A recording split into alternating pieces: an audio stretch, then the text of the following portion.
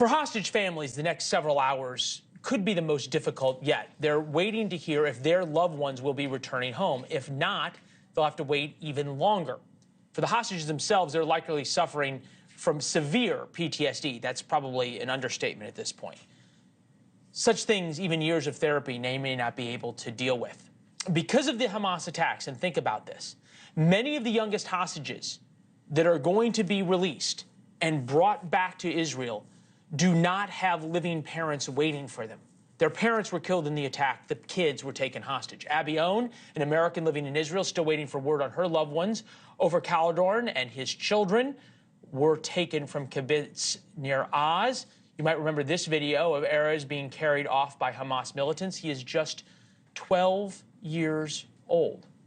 Sadly, the family learned two of their other relatives were killed in the attack by Hamas, 80-year-old Carmela Dan and her 12-year-old granddaughter. Abby is back with us tonight.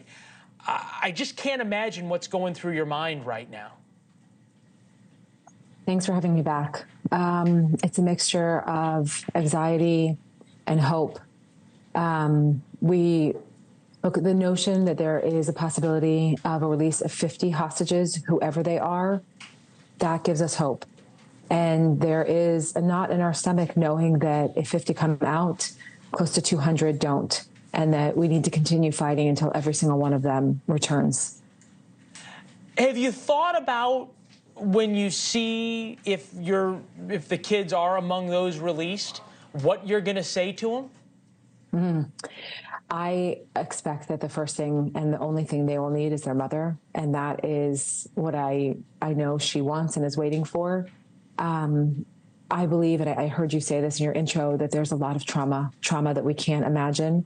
And so I will just take the lead of the children and be, there for whatever they need. My son is the same age as Erez. So my true hope one day is that they just have time to play and be 12-year-olds.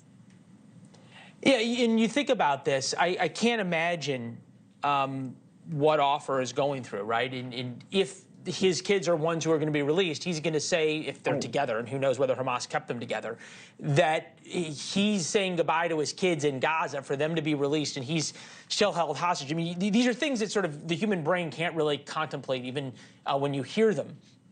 Have you gotten any word about their condition? Obviously, Hamas is a terrorist organization that roasted babies alive in ovens, so we don't know what condition the hostages were kept in. But have you heard anything about how they might be doing? We don't have any information, right? No, the Red Cross, the World Health Organization, no one has gotten in to do signs of life or any sort of medical care. I do know that the children in Ofer were not kept together. One of the elderly women that was released a few weeks back was kept in a room with Ofer, so that was the only sign of life that we'd received. But I do know that part of the process of their return, the first thing they're going to do is get medical attention, which I'm sure they all need. Yeah. Well, and debriefing. I mean, the intelligence that they're going to offer, whatever it is going to be helpful. Help me understand, and I know every hostage family is going to have a different feeling on this. There's probably different feelings within families.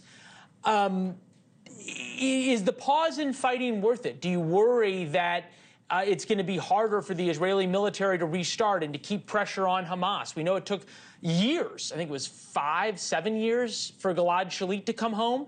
I covered that. I remember that. Do you worry now that this is going to be something that the world begins to forget, and perhaps even though bringing 50 people home is a phenomenal thing, in hindsight, it may not be worth it? I have to believe that getting children out of captivity is worth it. I do understand the complexity of the challenge for the Army. I have a lot of friends and neighbors who are serving, and I understand that it creates an even graver danger for them. And that's heavy on my heart, truly. But I believe that the Israeli government and all of our governments have a responsibility to return innocent civilians to their homes and their families. And so I'm keeping that paramount. And as to whether or not this will be forgotten, I can tell you that no hostage family is going to stop fighting until every single one of our family members are home. As somebody who used to spend time in difficult places, I always thought that the one thing that would keep me alive if I ever did get taken was knowing that my family was fighting for me. And your family, and they know that. They may be in a terrible place, literally hell on earth, but they know you're fighting for them. We appreciate you being with us. We'll have our hearts with yours over the next few days. Thank you. Thanks for watching. Go to joinnn.com to find NewsNation on your television provider. And don't forget to click the red subscribe button below to get more of NewsNation's fact-driven, unbiased coverage.